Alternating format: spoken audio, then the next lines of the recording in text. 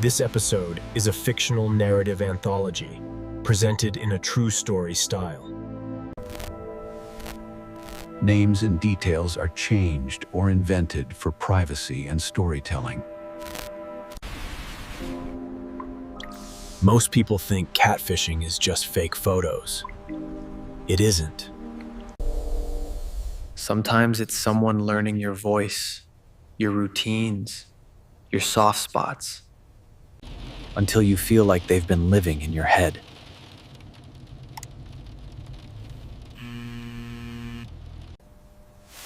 And I need to admit something before we begin. I didn't leave when I should have. Welcome back to Night Protocol Files. Tonight is different from rules, doors, and numbered warnings. Tonight is 4 confessions. 4 moments where I watched the red flags rise and convinced myself they were just fabric. Because loneliness makes you generous with explanations. Because you want to be kind. And because you want to believe that a perfect message is proof of a real person. It isn't. If you're listening in bed, keep your lights low. Keep your volume low. And if any part of these feels familiar, don't blame yourself. Just learn faster than I did. Case file 01, the verified match. I matched with them on a Tuesday.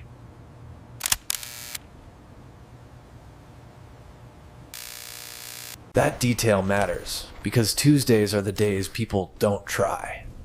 Not really. Tuesdays are leftovers. A day you scroll because you can't sleep, and you don't want to admit you're lonely. Their profile was clean. Too clean.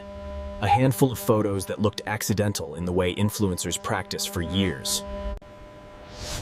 A bio that didn't try hard but somehow landed perfectly on my type. And the little blue badge sat there like a promise. Verified.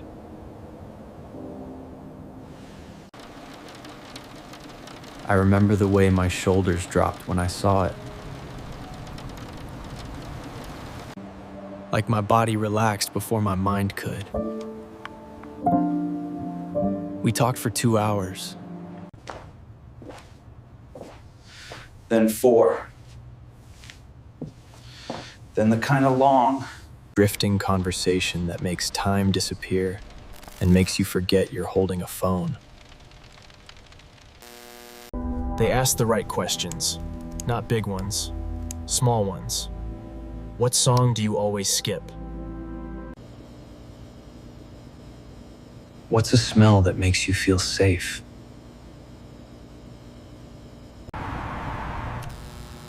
What's a weird thing you do when you're alone?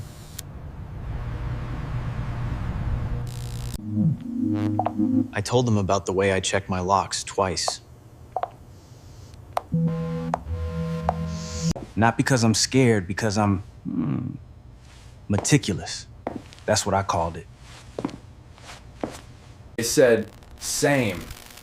They use that word a lot. Same. Me too. I get it. The second night, they sent a selfie. Not in a bathroom mirror. Not with the I'm cute but I'm casual angle.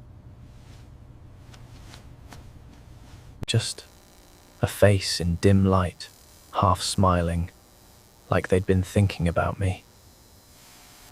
And I felt my stomach lift in that stupid, gentle way. The way it does when you're younger.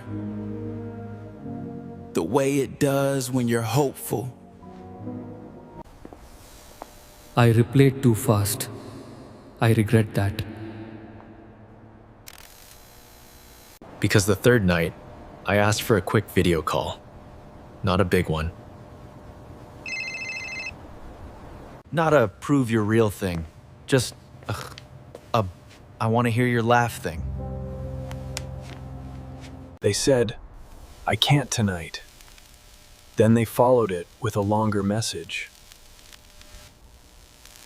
A thoughtful message. A message about anxiety. About bad experiences. About how people can be cruel when you don't show up the way they want. And I believe them. I'm not proud of how easily I believe them. They sent voice notes instead. Short ones. Soft ones. A voice that sounded like it was smiling. And for a while, I stopped asking. That was my mistake. Because when someone avoids one boundary, they're usually testing how many you'll move for them. It started with little coincidences. I mentioned I liked my coffee bitter, no sugar. The next day, they joked about people who ruin coffee with sweetness. I said I'd been rewatching an old show from college.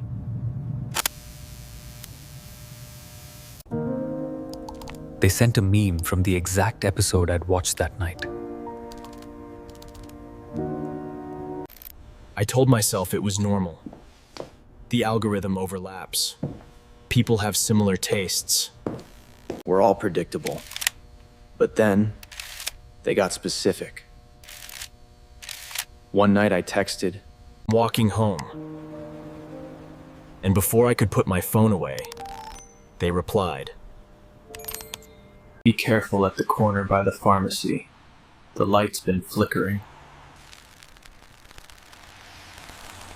I stopped walking. Because they were right. That streetlight had been flickering for weeks. It made the sidewalk strobe, just barely.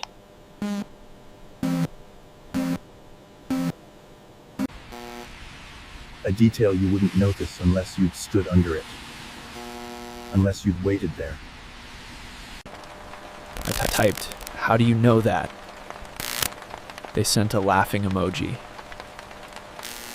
Then, lucky guess. I tried to laugh too, but the air felt colder. And I couldn't remember the last time a lucky guess made my skin crawl. I went home and checked my locks twice, then 3 times. Then I sat on the couch with my shoes still on, just listening. No footsteps. No knocks. Just my own breathing, louder than it should have been. The next morning, I decided to test them. Just a small test. A harmless one. I messaged, heading to the gym. I don't go to the gym. I watched the typing bubble appear, then stop, then appear again. Finally, they replied. Nice. Don't forget your water bottle. You always forget it. My hands went cold. Because I don't always forget it. I never take one. Not to the gym. Not anywhere. I stared at the screen like it might rearrange itself into something less terrifying. Then I did something I rarely do. I checked their profile again. Their photos were still there. But the order looked different. Not a lot. Just wrong. Like someone had re-uploaded them. And in one photo, a photo I swear I'd already looked at a dozen times, I noticed something I hadn't before. A reflection. A window behind them, catching the faint outline of a room.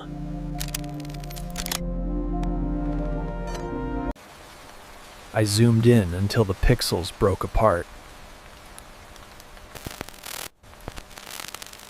And I saw a second phone held up in the reflection, recording. told myself it could be anything. A friend, a tripod, a coincidence. But a thought came, slow and sharp. What if I wasn't being catfished for romance? What if I was being studied? That night, I tried the video call again. They declined immediately. No explanation, just a hard decline. Like a door slammed in my face. I wrote, "I need to know you're real." Typing bubble appeared and stayed for a long time. Then they sent. I am real. You're just not ready to see me yet. I wish I could tell you I blocked them right there. I didn't. I asked, "Where are you?" They replied with a photo, not a selfie. A photo of a street corner at night. A streetlight flickering. The pharmacy sign in the background. My corner. Outside my building. My throat closed up.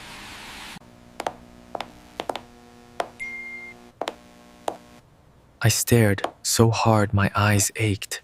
Trying to find proof it wasn't what it looked like. Then, another message arrived. I'm not doing anything. I just like knowing you're safe. I can still feel the way my stomach turned. Because the sentence was gentle. Protective. Almost sweet. And it made me want to say thank you. That's how twisted it was. They didn't threaten me. They didn't shout. They simply proved they could reach my life whenever they wanted. I called a friend and didn't explain. I just asked if I could stay over. I didn't sleep that night. I listened to the house settle and tried to convince myself I was being dramatic. The next morning, I finally blocked them. And for 20 minutes, I felt relief. Then my phone buzzed. A new number. A single text. Blocking is a rule, not a wall. I stared at it until my vision blurred. And that's when I understood something small and ugly. Verified doesn't mean safe. It just means someone learned how to pass a test.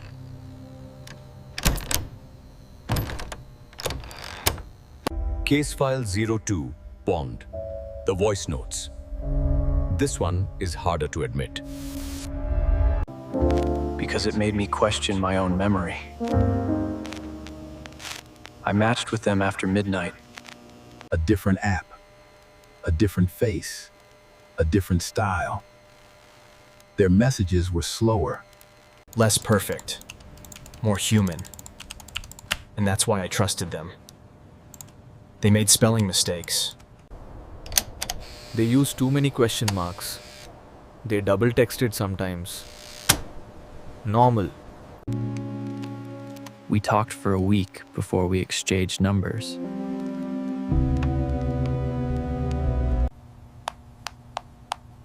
I remember the night I gave them my number because I was laughing.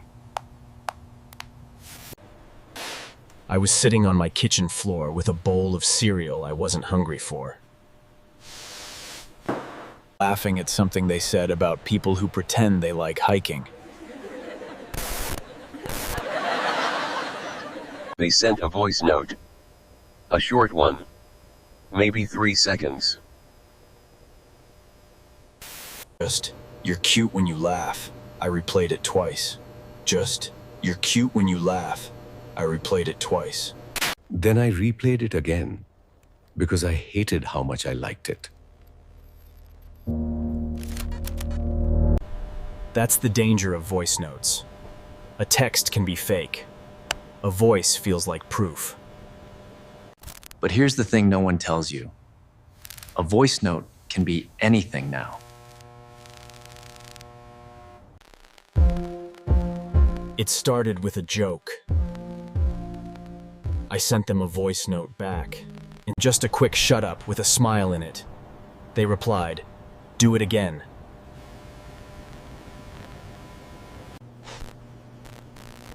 So I did. And for a few days, it was playful. We traded little audio moments, like we were collecting each other.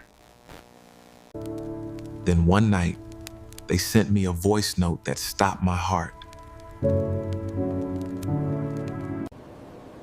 It was my voice, my exact voice, saying, "I don't want anyone to know where I live." I stared at the screen. Because I didn't record that. I hadn't said that to them. Not in a voice note. Not ever.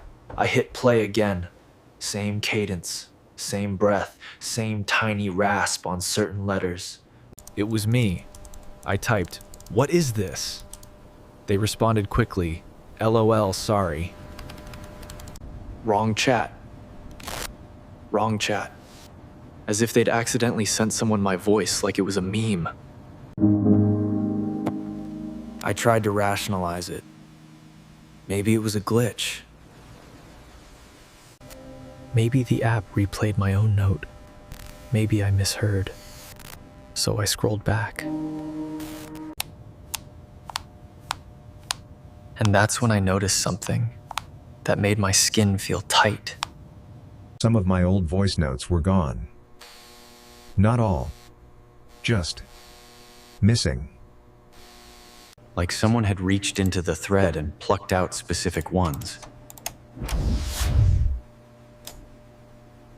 The next day, I tried to brush it off. I went to work. I answered emails. I laughed at someone's joke in the break room like my brain wasn't full of static. That night, they messaged, "Relax. I like you. I'm not trying to scare you." The way they said it made it worse. Because it assumed I was scared. As if fear was the correct response, and they knew it. I asked, "How did you get my voice?" They sent a single word. Public. I didn't understand. Then they sent a link. A clip. A video from 3 years ago, posted on an old account I forgot I had. In the video, I'm at a party, someone filming, and I'm talking in the background. Not clearly. Not a clean recording. But the kind of thing an algorithm could chew up. The kind of thing a person could isolate. And suddenly their earlier messages made sense. Little questions. The "say that again." The requests for voice notes. They weren't flirting. They were collecting samples. I felt sick. I told them to delete everything. I told them I would report them. I told them I was done. They replied with another voice note, my voice, again, saying, "I'm done." And the note ended with a small laugh. A laugh I recognized as mine, but twisted into something that didn't feel like me. I sat very still. Because in that moment, I realized I had become raw material, not a person. A set of sounds. They followed up with a text. "Don't worry. I only use you when I miss you."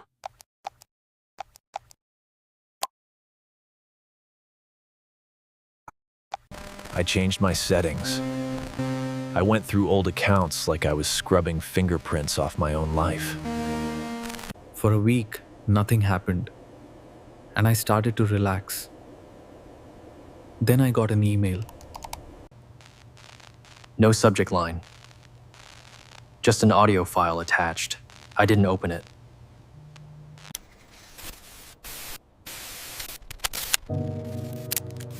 I stared at it for a long time. My cursor hovering like a finger over a bruise. Then I deleted it.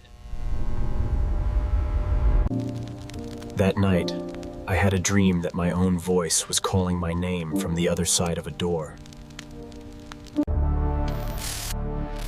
And when I woke up, I understood the real horror. They didn't need access to my phone. They didn't need to hack anything. They just needed enough of me to imitate me. And that's when I started speaking less online. Not because I wanted to be silent. Because I wanted to be mine again. Case file 03, Cluen, the normal date. This is the one I think about the most, because it was the most ordinary. That's why it worked. We matched. We chatted. We set a date. A coffee shop downtown. Daylight. People around. Safe. They showed up on time. They looked like their photos. Not exactly. No one does. But close enough that my shoulders unclenched. They smelled like clean laundry. Their hands were warm when they hugged me. They laughed at the right moments. If you'd asked me after the first 10 minutes, I would have said, "This is fine." This is normal. And then normal betrayed me. Halfway through the date, I told them a small story. A stupid story. The kind you tell to fill space.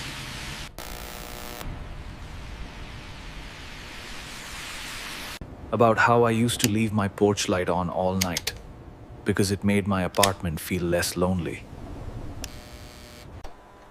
Not because I was scared. Just because it felt like someone was awake. They nodded, like they understood. We finished coffee. We took a short walk. They didn't touch me too much. They didn't push.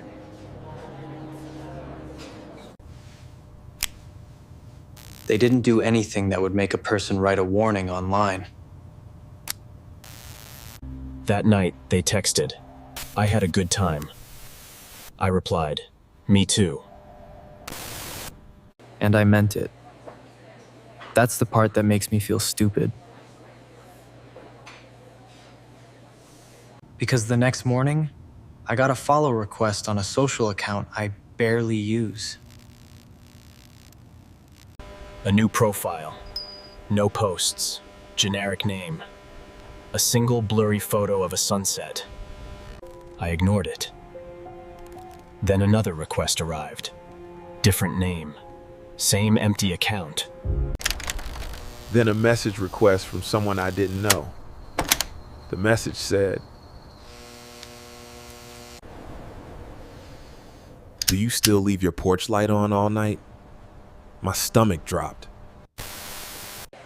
Because I hadn't posted that anywhere. I hadn't said it in a chat. I said it once, out loud, across a cafe table. I didn't reply. I blocked them. Then another message arrived, from another account. Not because you're scared. Because it feels like someone is awake. Exact sentence. That day, my date texted, "Hey, you seem quiet today." I stared at the message. Then I asked, carefully. Did you tell anyone about me? They replied with a laughing emoji. Of course not. Then, why? I didn't know how to explain. How do you tell someone you're afraid your conversation got copied like a file? I said, I'm getting weird messages. They replied, probably bots. Bots. That word is a blanket people throw over anxiety. Bots. Scammers. The internet. Anything but someone. That night, I went out to throw away trash and noticed something that made me stop cold. My porch light was on. I don't leave it on anymore. Not since I moved. Not since my electricity bill got too high.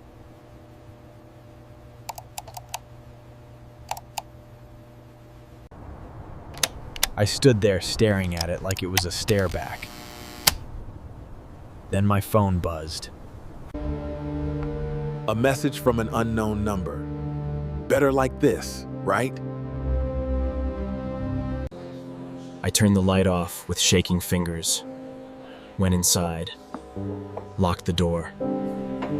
Checked the peephole. Nothing.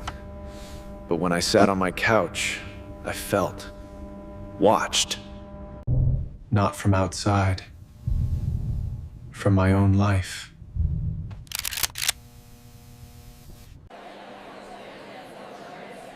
Like my habits had become something other people could adjust. The next morning, I messaged my date again. This time, I was more direct. I need you to be honest. Did you share my photos? My name? Anything? They replied fast. You're overthinking. I'm not like that. I wanted to believe them. So I tried to be normal. For 3 days, I was normal. Then I got an email from a new address. No subject line. Just a single photo attached. It was a picture of my building. Taken from across the street. In daylight. Nothing dramatic. No figure in the frame. Proof. And in the corner of the photo, almost hidden by a parked car, Was my porch light on? I hadn't turned it on.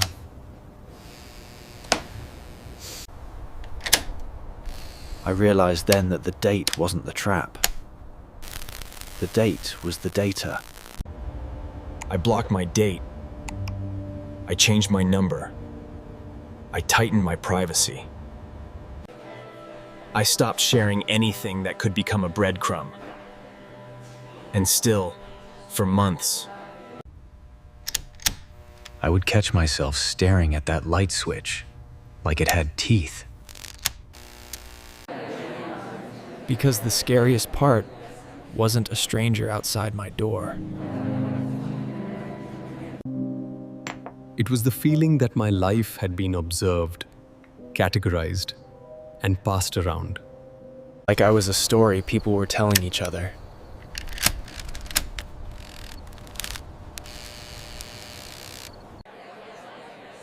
Case file 04 920, the second phone. the last one is the one that made me stop using apps altogether. Because it wasn't subtle. It wasn't clever. It was blunt. We matched on a Friday. They were charming, a little intense, but I told myself intensity could be excitement. We moved fast, too fast. They suggested meeting the next day, a public place. A busy spot. A place that smelled like fries and bright lights. Agreed.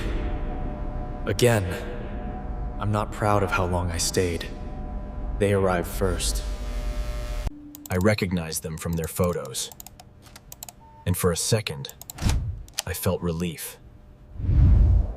Because when someone looks like their profile, your brain wants to call it safe. As if accurate face equals good intention. We sat. They kept checking their pocket. Not like a nervous tick, like a timer. At one point, they pulled out their phone. Then, and this is where my chest tightened, they pulled out another one. A second phone. They didn't hide it. They didn't even act like it was odd. They just set it on the table, face down. I stared at it anyway. Two phones doesn't always mean anything. People have work phones. People have old phones. So I tried to stay calm. But then they flipped the second phone over. And the screen lit up. A folder. My name, spelled correctly, on a folder label. My throat went dry. They noticed my expression and smiled. "Oh," they said, "don't worry. It's just organization." I didn't speak. They tapped the folder. Inside were images. Screenshots of my profile. Screenshots of my photos. A screenshot of a story I'd posted the night before. And then... It's a map. A pin. Near my building. Not exactly. But close enough that my skin went hot.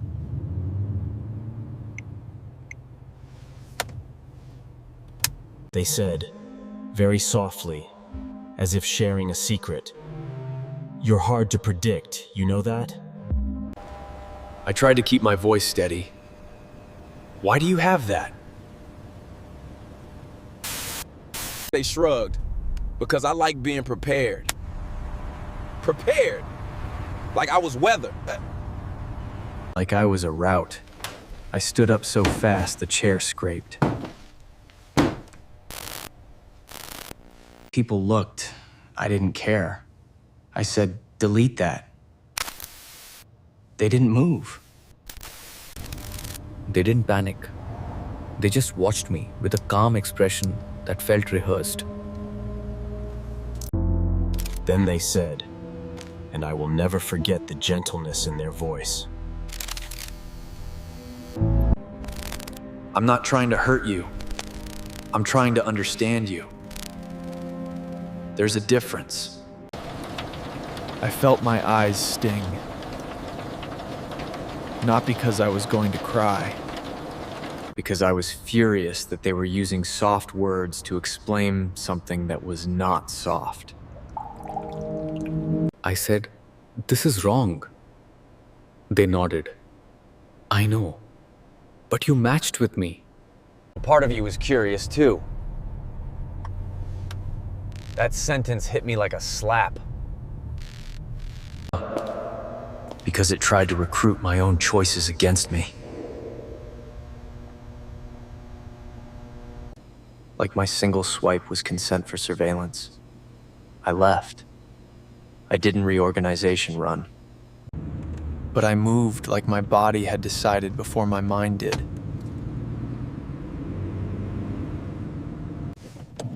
I got to my car, locked the doors, sat there breathing. Then my phone buzzed. A message. From them. I deleted it. I didn't believe it. Then, I only kept one thing. Another message arrived. A photo. Taken through my windshield. From outside my car, I froze. Because it wasn't a zoomed-in shot from far away. It was close.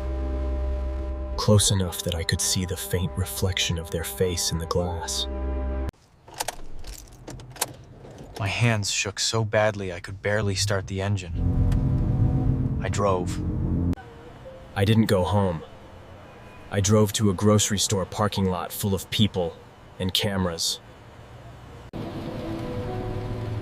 And I sat there in my car with my jaw clenched until it hurt.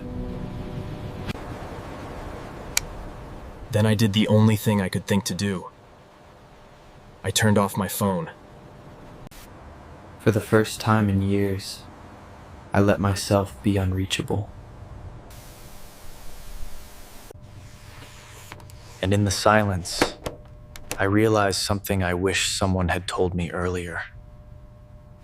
A catfish isn't always a fake person. Sometimes it's a real person with a fake intention. If any part of this episode made your stomach drop, listen to that feeling. It's not paranoia, it's pattern recognition. Tonight's files weren't about monsters under beds. They were about the way someone can build a version of you from what you casually leave behind. And how easy it is to mistake attention for care.